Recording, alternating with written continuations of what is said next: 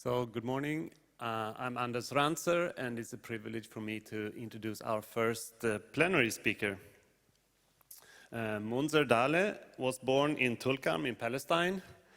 He studied in the United States. He got his PhD from Rice University in 1987.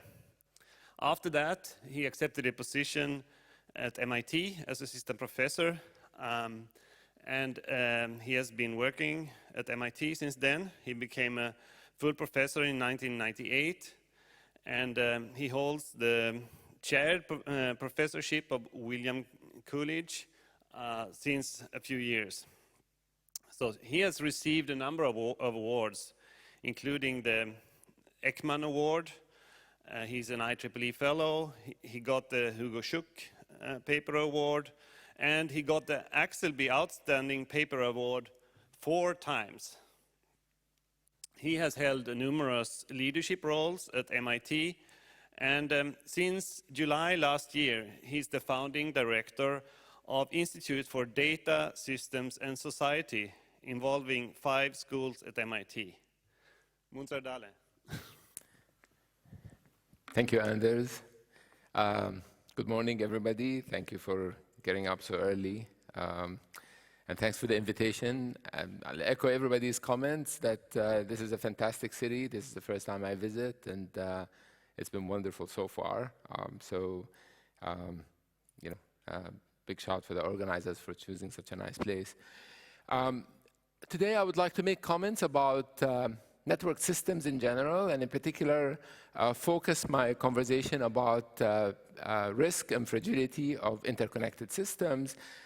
This is work that I've been doing with my collaborators for the past 7 years or so. So there's a bit of a high-level presentation today.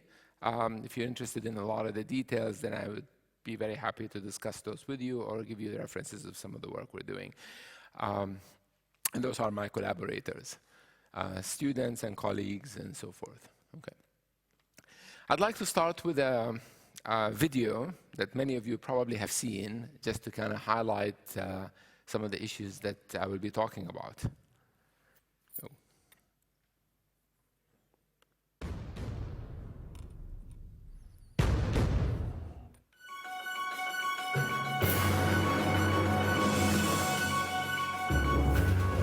A 9-day traffic jam in China is now more than 100 kilometers long and could last for weeks, state media reported Monday.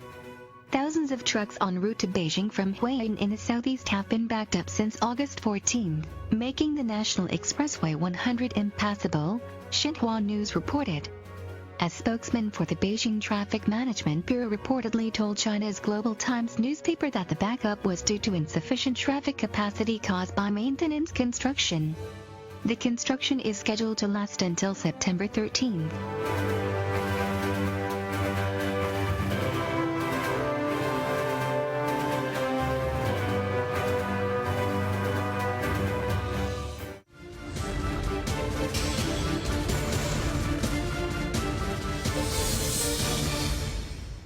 So it's an interesting example of fragile infrastructures, which is a topic that I'll talk about today. I think one of the interesting things to observe from the commentators' reflections is that the congestion was caused by construction. So decisions of constructions that the city made in terms of closing down certain highways at different times. And this is something interesting where it's often the case that we see these types of congestion occurring or emerging from either accidents, but a lot of time in terms of decisions of closing down certain roads. And it would have been nice to have advised the state of a sense of what roads, what combinations of roads can be closed that would prevent that kind of failure from occurring. And anyway, a sort of a development of a model that can enhance sort of the understanding of how these constructions can be made. These are not transportation problems are not just the only problems. Air traffic is another example where we know that congestions and cascaded failures can cause a tremendous hardship, but also a big cost to it. These are some of the numbers that you can see in the United States that were taken about 3 years ago. So in the 30 billion range that the air traffic problems, the cost of air traffic congestions have been estimated. Power outages is somewhere between 80 and 150 in the power grid, which is also an enormous amount of money. And of course, you can remember the 2008 crisis resulted at least of $500 billion in terms of cost. One thing that is interesting about these numbers, and I think I'd like to make this comment about the power grid, because I think these days, with the way the inflation has it, when you hear numbers of the order of $1 billion, I think you think, okay, that's not too much money. I don't know. I don't have $1 billion, but $1 billion seems like not too much money. So $80 billion doesn't seem to be a lot of money, or in terms of sheer value. But I think that if you think about the United States and you think about the cost of operating the grid, it is in the same ballpark of the cost of outages. So the cost of operating 24/7 the grid is the same as the outages. That gives you a perspective of how costly the outages are. And I think that if this ratio is somewhere of 50%, 40%, 20%, I think we do have a serious problem. With the caveat, I would say that these estimates are complicated. It's not just an estimate of putting the grid back into operation, but also it's estimates that involve the opportunity costs and some of the losses of businesses that occur from the outages. So I do want to focus my conversation about critical infrastructures. And if you think about these, there's in areas of energy, transportation, financial systems, there's a common thing that, and many other examples, but these are the examples I'll focus on today. There are one aspect of these that is common, and then they all sort of entail flow dynamics. If you think about energy, you usually have, if you think about the electric grid, there's a flow of electricity or power that is going from the generation to the consumption. If you think about the transportation system, you're flowing people and goods into the system. And in the financial system, you have money and credit. So there's a certain sense that some of these models can be transported from one area to another area. However, it isn't as trivial, and there are nuances to each field, and the details of the models matter in the analysis of these problems. But at a high level, they involve movement of things from one location to another, and in a network type way. The interesting thing about these types of problems is that they have sort of a layering that captures some of the interesting aspect of them. So at the bottom layer, there is always the infrastructure or the physical part, which could be the electric grid, could be the financial system, or the transportation system. And those are typically modeled as dynamical systems that are controlled in different types of ways. At the high-level layer, there is the socio and economic layer. One thing about infrastructures is that they're really easy to control if no one is using them. If nobody is on the transportation system behaves really nicely. And so the real issue for why the stress occurs is because of the interaction of people, the users, who stress that system, and then in many situations also the economic issues that go with it. Whether it's markets or pricing or things of the sort, different applications will have different ways to think about this layer. The middle layer is the one that has the sensing, communication, and control. This is where we all sit, and this is the job of the control engineer, is to figure out how to manage this complex system by managing the two layers. One is real-time distributed control of the physical layer, and one aspect is sort of incentive mechanisms that can curb or change the behavior of the social layer, plus understanding how to design the markets and the pricing. So you're doing a co-design of both physical infrastructure and social behavior, and the question is, how does one do these things, and what are the mechanisms for doing it? Something I'll talk about, but I think, of course, the answer to this question is really a holy grail in control theory, and something that people have been working on for many years.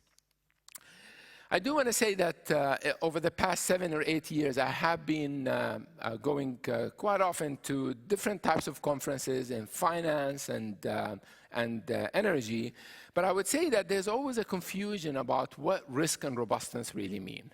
There's a lot of discussions about systemic risk in the financial system, but if you actually talk to 3 people in the financial area, they probably would not agree on the definition of what systemic risk really means. There is a general perception and understanding, which is accurate, that these things are cascades of failure. One thing fails, that causes something to fail, that causes something else to fail. This is true in the financial system, it's true in the power grid, it's true in the transportation system. The question is, how do we capture that issue in terms of models that are controllable, so that one can use these things for prediction and then mitigation of risks? So that's really the real question. And I would say, I want to say that robust control has something to say about this.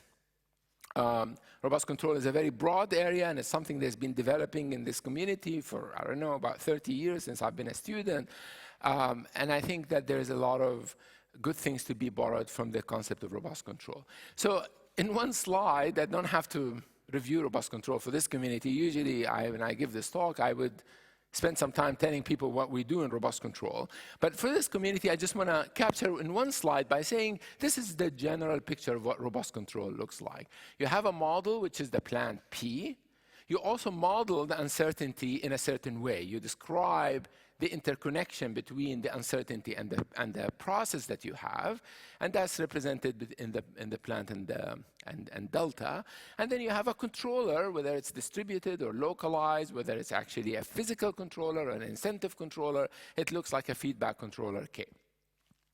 And we try to cover as general of classes of systems as we can. One thing that is interesting about where our community has focused, we focused a lot on the process itself being more of a complex dynamical system. I mean, even if it's linear, we typically take a very high-dimensional plant. States can be any number of states and so forth, right? However, the interconnections between the plant and the uncertainty is typically much simpler. So we have uncertainty at the input, uncertainty at the output, maybe potentially some parametric uncertainty that describes the uncertainty of the details of the model. But the interconnections tend to be much simpler. The size of the interconnection is also small. And I think this is in contrast to a lot of the applications that we're seeing these days, namely in finance or transportation or the power grid, where potentially the network size is really large, and in certain cases it continues to grow in the financial system. As new financial institutions come and plug in to the system, the network continues to grow. So the size of the network is really large. It's not clear that the local dynamics are as complicated, but it's the network that is large. So it will be interesting to sort of shift the attention and see what robust control will say about these types of problems, and I'll summarize some of that work in a minute. Okay, I want to say that we have made great development since the beginning of this story, not just from the small gain theorem or mu synthesis. Now I think we have a much better understanding of structured uncertainty using passivity techniques, all sorts of different types of Lyapunov functions that can allow you to verify and validate the robustness of systems. And I think the synthesis approaches have also grown rapidly to use convexification method and so forth to actually approximate solutions. I won't spend too much time talking about these kinds of results. So let me go back and say what I'm going to talk about. The first piece I want to discuss is scale. How do we begin to address the problem of large networks and looking at limits as the network size grows, becomes very large? The second part of the talk will talk about this interaction between the social and physical and how we can look at models that represent this interaction and how one could begin to assess robustness of the interconnections of these systems. And then the last part, I'll just talk about incentive mechanisms and pricing and congestion, and talk about the sort of some of the risk aspects that can emerge from these types of incentive mechanisms. So, I try to stay high level to cover this broad area. So scale. So let's just imagine now that we have a large network where each node is basically represent an entity of some sort. This could be a network of banks, could be a network of people in a social system. This could be a network of systems in a power grid where you're connecting generators and utilities and people and so forth, right? So this can be a very abstract notion. Each node carries a state that is evolving as a function of time. And I'm going to take, and then we'll ask the question of, what does fragility really mean? Okay? And there's an intuitive notion to fragility that we right away think about as control engineers, and that is, you think about shocking the system either as an input or shocking the state at time 0, and you look at the output. And you see if the output actually exhibit very large excursion, you would say, oh, the system amplified the shock. If it amplified the shock, you sort of think that system is fragile. It can still be stable, but it's somewhat fragile in the sense that it didn't absorb the shock. It actually amplified the shock. It's probably the simplest possible way we can think about fragility of this large interconnected system. This story translates very easily in mathematics into something that we can analyze. I think from any one of our graduate students would have done that. So let's do that and see what we get. So let's say that the local dynamics are linear. So this is a very large network, but each state evolves its value by taking some combination of the neighboring states. So A matrix over here describes the interconnection in that network. Okay, and the various weights that different nodes put on the other neighboring nodes. W of k is a shock. Okay, it's a disturbance, and I'm going to assume just for this conversation today that this shock occurs at time 0. Okay, and it doesn't occur afterwards. So what we're going to do is we're going to shock the system, and we're going to look at the output, which is x, and we're going to compute the energy of the output and see how large that energy is. So the amplification, of course, for all of you in this room know that I can measure the energy of x by computing the Gramian, the controllability Gramian of that system. Okay, and the controllability Gramian is computed by a linear equation. Looks like A prime P times A plus W equals P, and I'm going to assume W is equal to identity. This is the relative correlation of the noise at time 0. Okay, so I shock a system with an independent noise at time 0, say it has norm less than or equal to 1. I look at the maximum amplification of energy, and what is that related to? Well, that's directly related to the maximum eigenvalue or the singular value of P. Okay, so by looking at the maximum singular value of P, I tell you how bad the system behaves. I'm still assuming the system remains stable, so P exists. However, the question is how large P is. Okay, so that's a simple exercise, and now the problem becomes looking at the relationship between P and A. A is the interconnection, P is the maximum energy amplification. Can we say something about that relationship? I do want to highlight something that occurs often when you look at different applications, and that is as the network size grows, it's often the case that potentially the eigenvalues of the A matrix may begin to approach the unit circle. Okay? And if the eigenvalues are approaching the unit circle, you do expect that the system is looking more and more unstable, so you do expect that the maximum singular value of P is growing. Okay? Now the real question for us is not whether P is growing or not, but whether or not it's growing faster than the speed you're approaching the unit circle. So is the system energy amplification faster than the speed by which you're becoming unstable? If it is, then the system will be fragile. So it is this ratio that we look at, which is the maximum singular value of P times 1 minus the maximum eigenvalue of A. So if you're approaching the system as 1 over n, then you don't want P to grow faster than n. Right? Or, at least in principle, that would be a good definition of fragility. So if you look at the log scale of that product, okay, the best situation is when P grows at the same rate as you approach the unit circle, and that would be the green line over there, and that would be the most resilient setup you can have. As P grows faster and faster than the way you approach the unit circle, you're going to the red or the blue or the black, and those are more fragile situations. The most fragile situation is an exponential growth. This is a log scale, so the black curve over there will be the most fragile situation. So you're looking at this and saying, okay, let me evaluate whether the system, based on the interconnection A, looks like one of these curves, and then you can sort of decide how bad your interconnection is. Let me give you some examples to see how we can think about this. I would just give you before I kind of get into a little bit of a few examples, let me say that there are two major situations that come up with this that are really important. One is the symmetric case, or the undirected graph. So when A is an undirected graph, that is, if I'm connected to a person, then that person is connected to me, those types of systems do not exhibit fragility. It's just not possible for P to grow faster than the eigenvalues approaching the unit circle. So these are good systems in general. If there's symmetry, the system is really good. It's the asymmetric situation or the directed graphs that matter, that produce this type of behavior. And I will show you that, in fact, you can produce a wide range of behavior in these kinds of systems, right? So particularly not just the asymmetry, but also kind of having a sort of a large lack of symmetry in the network that causes these types of behavior to occur. So, for an example, if we think about social networks and you have a star topology, what is a star topology? That everybody, say in this room, is connected to one person, which is me, but you're not connected to each other. And anything I tell you, I influence you a lot, okay?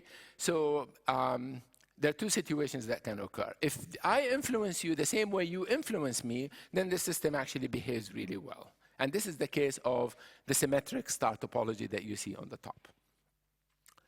On the other hand, if my influence in you is higher than your influence in me, which is the case that you see at the bottom, okay, then the system actually exhibits high fragility. This is not unexpected. Basically, if you shock me, right, and you change my opinion very suddenly, then my opinion very quickly propagates to all of you, and that causes a cascaded failure. Right? My shock goes to you very, very rapidly. It sort of propagates in a very strong way, and it doesn't get attenuated. So it's very easy to see that the star topology with asymmetry, or the directed graph, actually can exhibit a linear growth in this particular example. So we see that P grows faster than the way the eigenvalues approach the unit circle.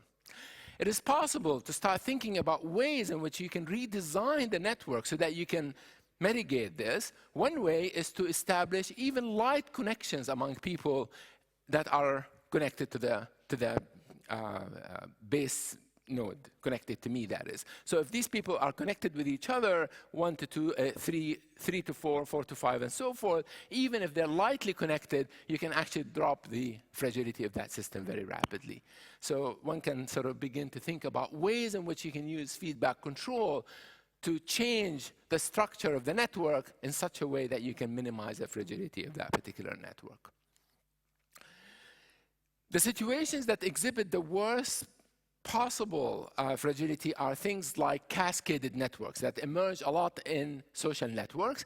So these are examples where, for example, herding effects occur, where each person observes all the people in front of them, or they can impact all the people in front of them, one or the other. Either I observe everyone and I'm impacted by them, or I impact everybody that comes before me. Then, in fact, those types of structures exhibit exponential type fragility. That is, you can actually, that the maximum singular value of P grows exponentially compared how the eigenvalues of the matrix A go to the unit circle. And based on this, you can actually generate interconnections that can exhibit any growth rate, as long as you use asymmetric or directed graphs. You can actually exhibit very large growth rates, which is sort of interesting, and you can begin to classify these types of interconnections. From an engineering perspective, we have interesting examples that have been studied before. For example, a platoon is a network, it's a line network, and then there are two situations you can see that kind of follow the results that I showed you.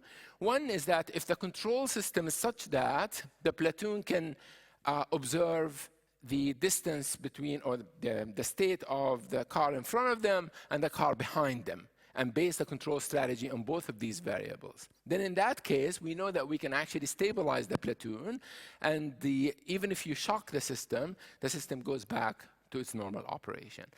Okay? That's a symmetric case. It doesn't exhibit any fragility.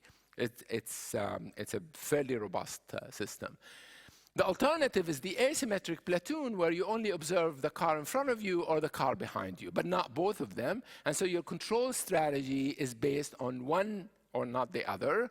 That it creates an asymmetric situation, and we know that these typically are harmonically are not robust, and they do exhibit large deviations. So if you shock a car, what may happen is that two cars may get too close to each other, and others may get too far away from each other. Again, that follows the same general principles that I described earlier. And finally, I do want to say that in the economics literature, there's been interesting observations, and that all connects to what I said before in terms of the Gramian. So this is the work of Asimoglu and his co-workers that observed that in the financial system, if you're looking at a production, for example, that even if the system is shocked by white noise, the way the shock is observed in the financial system for certain types of networks, it doesn't look like white noise. In other words, it's aggregated in a way that has a heavy tail. And the question is, what really caused this heavy tail to occur?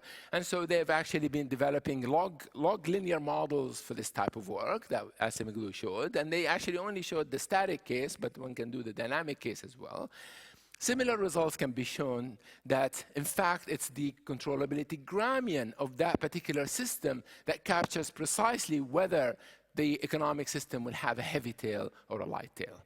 Okay, I won't spend too much time on the details, but the point is, you know, I didn't describe a stochastic model, but there will be a stochastic model where the log sigma t is actually Gaussian, and then you show that the result of the system has a heavier tail. It decays a lot slower than white noise, which again is an example of that particular network not absorbing the disturbance, but rather amplifying the disturbance. So examples from a lot of different fields talking about risk all fit in what I would consider a very simple story from a controls perspective, which is the A matrix captures the stability, but P captures the sensitivity of the system to perturbation. P is the one that one looks at, and if you look at the maximum singular value of P, you get a sense of what's going on in that system.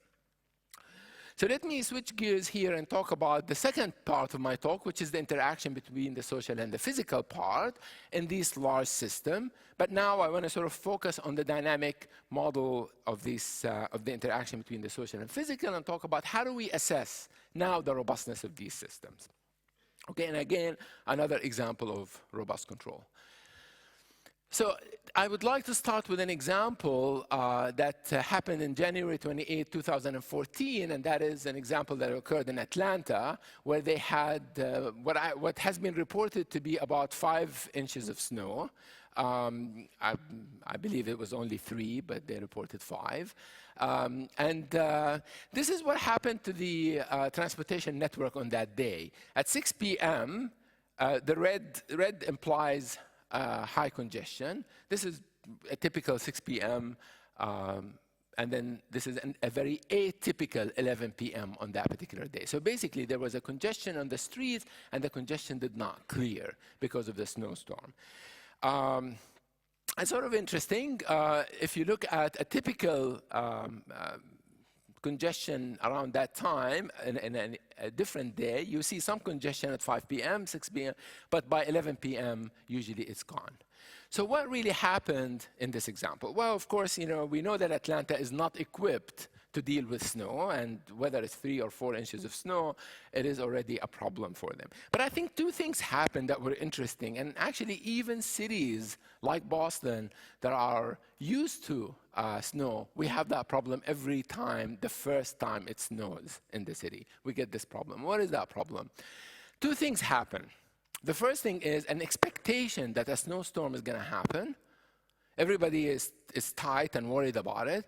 And in fact, one thing that often the case happens is that the mayor of the city shuts down the city around 2 o'clock and say, okay, we're expecting this snowstorm. We're going to shut down the city at 2 o'clock. And what happens at 2 o'clock? Well, I start thinking, now, everybody is going to leave and go home, so the roads can be congested. So let me leave first before everybody leaves. And so I leave first, and everybody leaves first, and we congest the road, and nobody gets there. So that's the first thing, this panic situation that occurs that changes the way we utilize the resource, namely a transportation system in this case. And the second thing that happens is a loss of capacity in the network. So the network itself has certain capacity, but because of the snow, you lose some of that capacity, whether it's the slowing down of the traffic, losing some lanes because of accidents, you have a general loss of capacity. So the combination of having higher traffic coming in plus the loss of capacity typically results in this kind of congestion. So we need to think about both of these components, okay? So let me talk about the second part, which is the loss of capacity, and ask the question, can we assess how much excess capacity does the system have? How much slack does the system have? So in other words, ask the question, how robust is the system? How much capacity can we take away before the system becomes unstable in a particular way, okay? The interesting thing about this is that, well, this is a network, so let's just give this particular analysis. Let me spend a couple of minutes talking about the model. So let's assume that the transportation network in this case is a directed graph. Actually, all of us are starting from one point, and all of us are going to the same point. So we'll start from lambda in, and we're going out at lambda out. All the paths get you out. So there's no complication here of loops or exiting from different locations. We can deal with that later, not here. So let's think of a particular link and develop the dynamics for that particular link. So if I look at link I,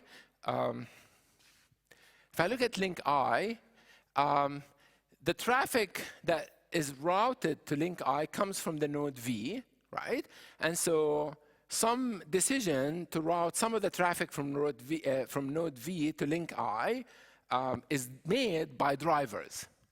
The driver is coming to the node, and then they decide whether they're going to take link I or one of the other links. Okay? So that's Fi input. That's the input to the particular link. And then there's an output. How much of the traffic gets out of the link? That actually doesn't depend on the particular decision of the driver. It depends on the physics of that particular link and the general speed that is on that particular link. So the model looks like this. You define rho, which is the congestion, the density on the link I, which represents the congestion. The density, derivative of the density, is equal to how much comes in minus how much goes out. If what goes out is not equal to what comes in, then the density grows. A very simple first-order aggregate model. And the details of that is the input, as I said, is the driver's decision. The output is the constraint, physical constraint, okay? The physical constraints is what people in the literature have studied quite a bit. And there's a simple way to think about it, which is basically the outflow depends on the congestion, which is clear. If the congestion is low, so you can look at one particular example, Fi rho I, looks like a monotone function like this. So when rho I is small, that is when the congestion is small, then it looks like a linear model, right? So what comes in comes out. As the congestion increases, the amount of traffic that goes out plateaus. This particular model says it continues the system continues to outflow traffic, but at a constant rate. Transportation people prefer a model which is a little different, that says at some point the flow starts decreasing, and then there's a certain level of congestion where the link dies. It gets stuck. Nobody is moving in or moving out, sort of the example that I showed you earlier from China. Okay? So this is the typical model that people would like to analyze, and that is, so the outflow is almost linear, it peaks at a certain point, but then after that it starts decreasing, and then there's a breakdown in that particular link. This is a harder model to analyze. We analyze a sort of a pseudo model in between, which looks like the infinite capacity model, the one that I showed earlier, but then at some point it breaks down in a discontinuous way. So actually it is a little easier because it's still monotone and then it dies, as opposed to one that starts decreasing. All right, the second part is to talk about the decisions of the drivers. And I mean, there's not really much to talk about there other than to say that the driver, when they arrive to node V, they're going to make a decision which link they're going to go to. Okay? We will distribute those decisions, in some probability distribution of which link they will take. So all the traffic that comes in will have to be routed somehow. Now, what decisions do the drivers make? Well, they make a decision on which link to go to based on some information they have. The information they have typically has a local piece because they can see what's in front of them. And these days, it has a relatively more global component to it because of GPS systems and whatever tools they're using. So it could be that they are actually observing a wide range of what's happening in the network everywhere, or they could have a few steps ahead to know what's going on. Depending on the information they have, their decisions could be different. Okay? And in fact, in most cases that we observe, drivers also try to play the system. They play strategically. So when they know, for example, that all of you are using Google Maps or something of the sort, you start thinking, okay, everybody may be going this way, so strategically I should probably go the other way. So there's a little bit of a strategic behavior that occurs at the social part that you typically don't see when you design a distributed control system because it doesn't play strategically against you. In any case, we look at, in this analysis, classes of decisions made by drivers that depend on both local and global information. I'm not going to spend too much time on the model and the stability, but one can show that under reasonable conditions of policies made by the drivers, namely having rational behavior of some sort, we call it locally responsive behavior, then the wardrobe equilibrium that is occurring in this particular system is actually asymptotically stable. Okay? That's a stability result, is not a robustness result. The question becomes then, at some point, the system is operating fine. Everybody has reached their steady state, so we are in equilibrium in this particular problem. What does that mean in equilibrium? In equilibrium, what comes in ultimately comes out. So lambda n equals to lambda out, at least for time large enough. There may be delay, but what comes in comes out. And then all the traffic in the links is below the capacity of the link. That's an equilibrium situation. And now what happens is we get a shock in the system. What is a shock? An accident in a route or a snow that takes away some of the capacity. So we take away capacity of the network and we ask the question, do we remain stable? So how do we represent the shock in the system? Well, we can shock the outflow function. So remember, the outflow function in the first analysis is this monotone function that plateaus at some value, which is the maximum outflow that you can have from that system, right? So take the black line and take away one of the roads, maybe for construction or because of an accident, and you drop that to the red line. Okay? That's how much capacity you lost in that particular system. So we represent the capacity by, say, L infinity perturbation on the outflow function. Okay? So the question is, how much, so the question is the classical robust control question, namely, how much capacity can you take out of the system until the system becomes unstable? So this is really the margin of resilience that I define over here is precisely what I just said. Now, stability for us, I'm going to take a very simple notion of stability, and the details we can talk about, and that is what I call a transferring property for the network. That is ultimately what comes in comes out. Okay? So that's my notion of stability, and we can talk about how that relates to asymptotic stability and so forth. Okay, so what is the minimal perturbation such that the system remains transferring is the quantity that I'd like to compute. I want to say something really important here, and that is, in analyzing these kinds of systems, and people who work on energy or the power grid and different types of systems, the problem with perturbation is that it changes the equilibrium of the system. Okay, so you cannot just simply use perturbation of linear models, because the equilibrium actually is shifting as the perturbation is changing the system.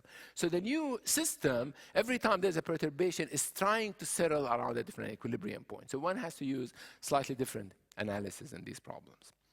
Okay, it turns out that this problem actually has a nice structure to analyze, and that is, first of all, you can show that the margin of resilience is bounded by a min-cut capacity, a residual capacity of the system. So what you do, you look at the residual capacity, which is the capacity of the link minus the equilibrium capacity for each one of the links, and you take the min-cut of the graph.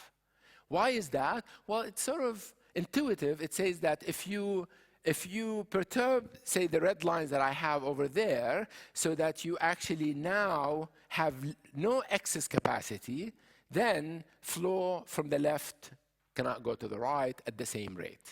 Okay? And so you actually break down the system.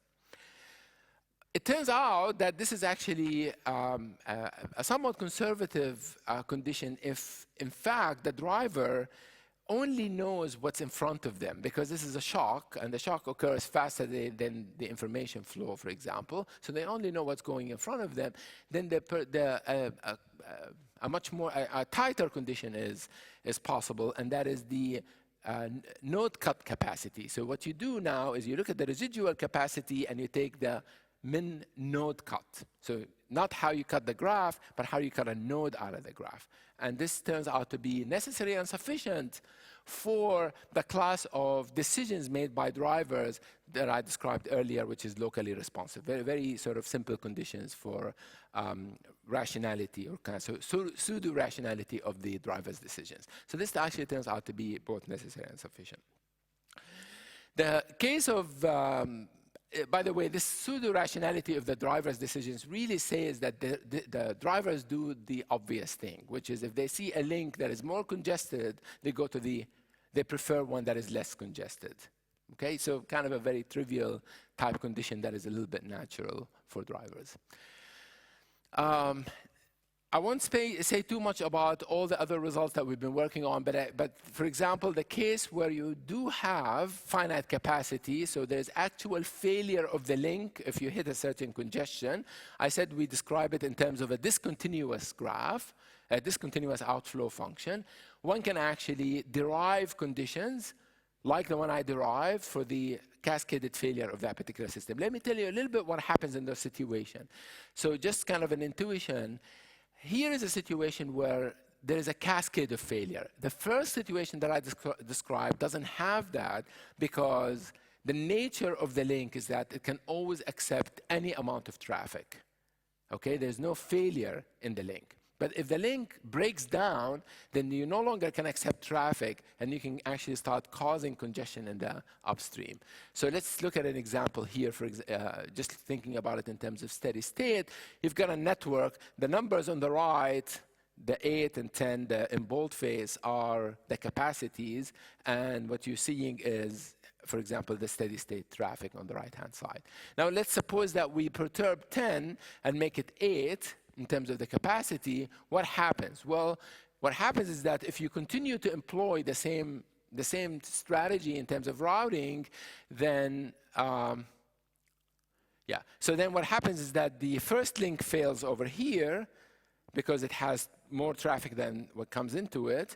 Then that causes the failure of node 2. Everything that comes to node 2 can no longer come because the next link cannot absorb it. And so all the red arrows actually are failures, and that, in a sense, causes the failure of the whole network.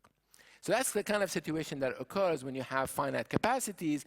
And to derive a condition for the robustness, you would have to kind of compute a dynamic programming on the graph. So you get something more complicated than min-cut capacities, and you only get upper and lower bounds for the robustness. So this is still an active question as to how do you precisely capture the robustness margin for a transportation system of this sort. What does one do with these things? Well, I mean, I think this is the whole holy grail for transportation systems, and that is trying to think about ways in which we can mitigate this type of a risk. And I won't spend too much time about this here, but I'll transition to kind of designing incentives in a second. But I think one thing that is important is that congestion pricing or information type mitigation methods work. Okay, so one aspect is I let you know what's going on in the system, and then you act in a rational way. If I can guarantee that, then things can go well. Or we can enforce that by congestion pricing. And what the proposal is here is that while in fact it's often the case that we look at the current congestion to price, if you want to do dynamic pricing, I think what the proposal here is to say, how about measuring the distance to failure? And before you fail, you penalize that distance. So you see yourself getting closer and closer to the margin, and what you do, you try to change the equilibrium of the system in such a way that you move away from the margin. You change the equilibrium by changing the utilities of the drivers. So you change the decisions of the drivers, and that automatically changes the dynamical system that I described before. And that's ongoing work that I don't have much time to describe over here. Okay. So I move on to the third part, which is related, and that is how do we create incentives? Pricing is one of them, so I want to talk a little bit about that and talk about the issues that come with that, which I think is also relevant to the robustness of the risk aspect. And just to say something about the two parts, right? One incentive, as I said, is the congestion pricing, but I want to go back to the Atlanta example, which is the panic situation. And I think panic situations occur in a lot of different applications. One of them is the financial system. I'm not sure this solves that problem, but in any case. So what happens, as I said, is that this self-fulfilling crisis, that is, we hear that Britain is leaving the European Union. Okay, so then we panic. We think that everybody is going to be taking out their holdings. I think everybody is going to withdraw their money from the stock market. I go and draw my money from the stock market, and I cause the crisis. We all cause the crisis because of the panic situation. So it's self-fulfilling. Often the case that the small perturbation can cause this larger panic behavior. Sometimes it's a large perturbation that causes the panic behavior, but the panic behavior reinforces the issue and causes the failure of the system. Same situation that occurred in the transportation case. I was worried that everybody is going to get there and get home before me.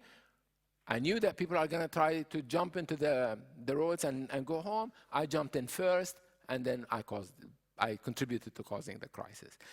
And economists and others have been working on problems like this, and they call them global coordination games. And these types of problems are interesting in trying to understand what is that threshold of information. So remember, really, what is causing all of this is my confidence or my understanding of when failure is going to happen, or my understanding of what is the threshold for everybody to make the decision that they made. So if I'm observing the stock market and I see a correction of 0.5%, it's not clear that I will jump and sell my stock. But if I see a correction of 10%, maybe I'll jump and sell my stock. But it's based on my understanding how others will behave. Right? So you model this in terms of a utility function that depends on other people's decisions. Okay? And that's the sort of the typical coordination game. So think of a utility where my utility as an individual player in this network, depending on, first, my decision, which is either to sell or not to sell. That's one aspect. Theta, which is the true state of the world, which is the system actually crashing or not? Is there a real problem in the market or not? Which I only can get observations of. And lambda, which is the fraction of people that will make the decision to go. Okay, which I don't know that yet because we're all making that decision in a game. So we make it only once in one instant. Okay? So theta is the global information, and only perturbed measurements is made of this by all of us. So you have your own notion of whether or not the system is going to fail. I have my notion that based on maybe I heard it on the news, you read it in Wall Street Journal. Everybody has a certain perturbed value, and now we're making a decision together. And so in a nutshell, this is a very rich literature here. There's essentially a theta star, which is a unique, some unique equilibrium that you would like to be unique. If it's not, then economists sort of throw their hands. They don't like anything that is not unique. But if it's unique, then okay, then we can all try to coordinate around that theta star. So if our measurement is larger, we don't sell. If the measurement is below, we sell. Okay, so the 5% kind of is what or the 10% threshold for the stock market. There's a lot of interesting questions for this, and you can analyze the effect of networking and me sharing information with all of you. So it's not just that I measure the strength of the market myself, but also I compare my measurement to all of you, and then I average that. And there's a lot in the literature that shows whether you become more of a risk taker or less of a risk taker because of the network effect. The problem I find in this is that it's a static type thinking. So games happen all at once and they all happen once, right? And so the question is, in order to exploit slackness in the system, one has to utilize a dynamic type of strategy. So what is the dynamic strategy? It's based somewhat on scheduling, right? And if you think about what congestion pricing is trying to do, is trying to help people in an endogenous way schedule their utilization of their resource of any kind. Okay? So in the case of a transportation system, yeah, it's true that the mayor shut down the city, and if I just thought about it and I knew that everybody is going to try to jump to the highway to leave, I have to evaluate whether that's worth it for me or not. Okay? So for example, I may have to go pick up my kids from school, and I know the school is going to close down, so I have to go. I have to go pick them up. But somebody else, their kids are older and they can go home by themselves, you know, they can stay in the office for a couple of more hours. And well, what is the incentive? Hopefully there's some pricing or some karma of some sort that you get for staying back, and I have to pay a little bit more of a price for utilizing the resource in a stress time. This is, of course, the prime example that people are using in real-time pricing for the power grid and utilization of energy, right? So the idea is, again, you would pay a premium for utilizing energy or power at a time when it's congested, okay? And so the question is this reasonable? Yes, it is reasonable, and the way it's done is basically solving stochastic optimal control problems, okay? There are two types that can emerge, and those two types depend on the architecture of this problem, right? So let me tell you a little bit about that and tell you more about the risk that emerges from this. And literally in 5 minutes, I'll be done. Okay, so let me give you a very simple example that's motivated by demand shifting, right? So what I described is really about real-time demand shifting, okay? So there are two types of loads that are going to come to the system that want to consume energy. One is an inflexible load, and it comes in red. Okay, so that's a stochastic arrival process. Basically, the red guy comes in, and then there's a blue, which is a flexible type of a load. So they arrive by a process, a Poisson, a Bernoulli of some sort, and there's infinitely many of them, and they come over an infinite horizon. When the red arrives, it needs to consume right away. Okay? It's inflexible. What it consumes is realized from some distribution. So it arrives and then tosses a coin, and it tells you roughly how much it needs in terms of energy. When the blue arrives, well, the blue is flexible. It has a deadline of an extra day, so it can split its consumption. Something it will produce today, it will consume today, and some will defer for tomorrow. Okay? And so forth. The system now comes in. The next day, maybe only red arrives. Now, the blue from yesterday has to be consumed, right? So both of these guys have to consume at that point, so the system empties. And we go again, okay? The red arrives and the blue arrives. The blue can always shift, but the red doesn't. So we consume what we can, and we shift for the tomorrow. And we keep carrying the state, remembering the state of all the stuff that need to be consumed for tomorrow. Okay, so that's a typical demand shifting process. The interesting question is, of course, there are two types of decision making that can happen. One which is strategic or game theoretic, and that is each of the loads, the types, make their own decision in a strategic way. Okay? Where is the caveat? It's coming in a second, and that is the price I have to pay for my consumption. Okay? But I can make my own decision, versus there may be a social planner that can organize all of us. Okay? So that's the cooperative decision making. Okay.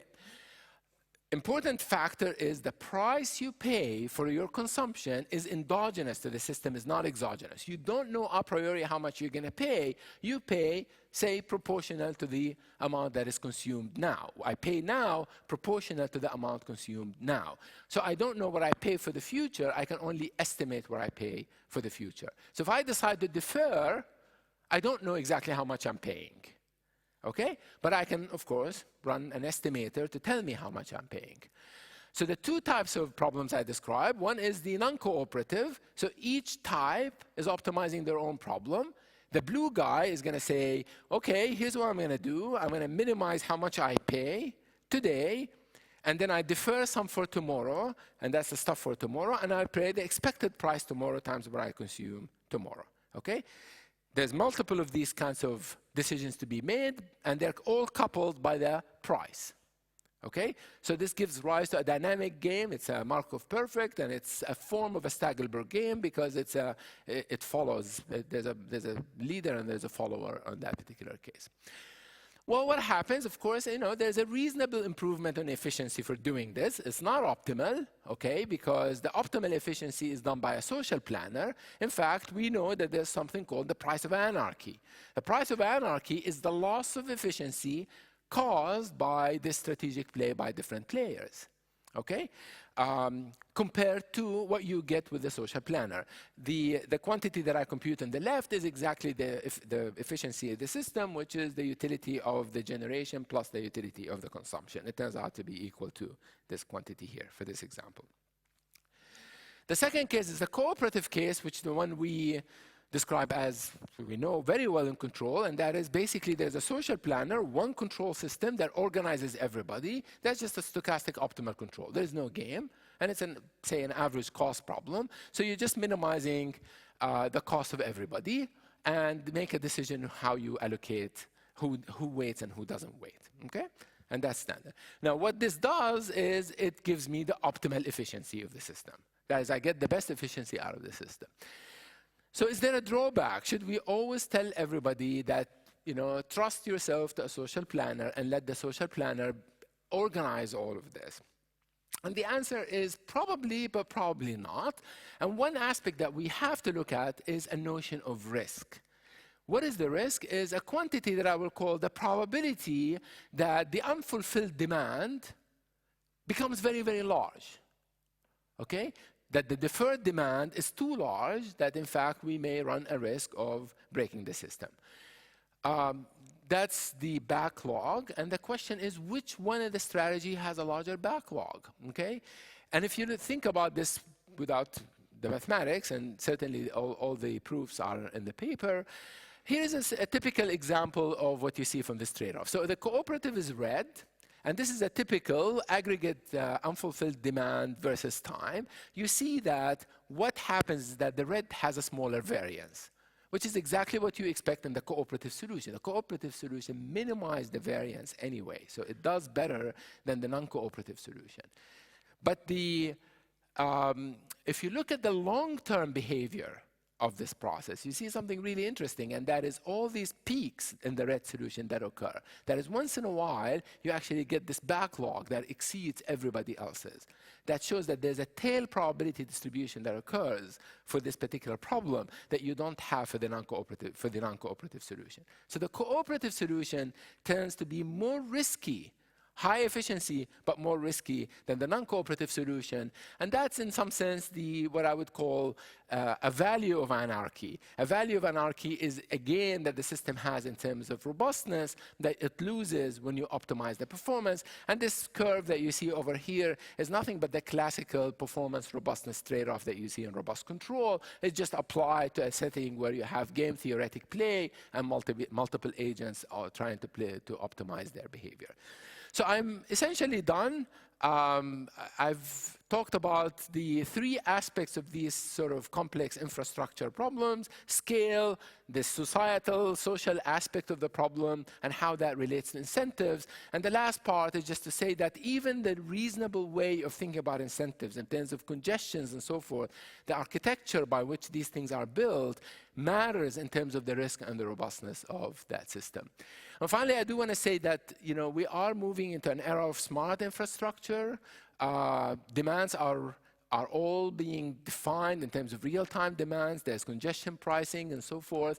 And I think that there is an emergence of reconfigurable architectures for dealing with the risk aspect of these.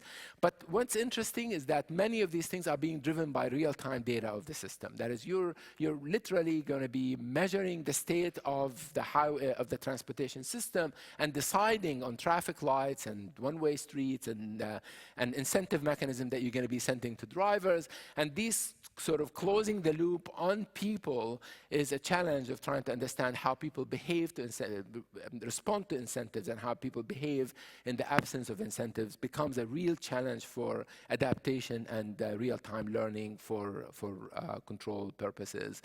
And just this is a set of references of all the work that we've been doing in these different areas. I also do want to say that as a bit of marketing, if you give me half a second, is that we have launched a new Institute for Data Systems and Society at MIT. And the Institute is actually, as Anders said, works under all 5 schools. We have contributions from economists, engineers, computer scientists, urban planners, energy people. But the idea is to sort of focus on these rigorous methods for understanding the interaction between engineering systems and social behavior. And you can check the website and see the kind of things that we're doing over there. Thank you for your patience, and I'm done.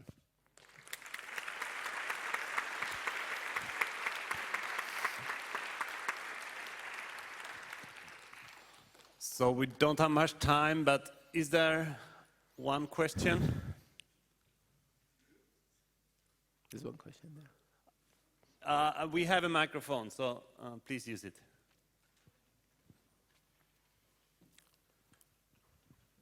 You showed that traffic systems tend to reduce and finally break if they get overloaded. We have a lot of development towards autonomous driving these days. So do you think that these developments will finally improve the situation? For instance, that the road can always be loaded to its maximum? I think that autonomous driving will improve the situation. I think that there's a challenge of trying to understand how autonomous systems will interact with actual drivers on the same road, and whether it becomes a dedicated lane for autonomous cars or actually they're driving with everybody else.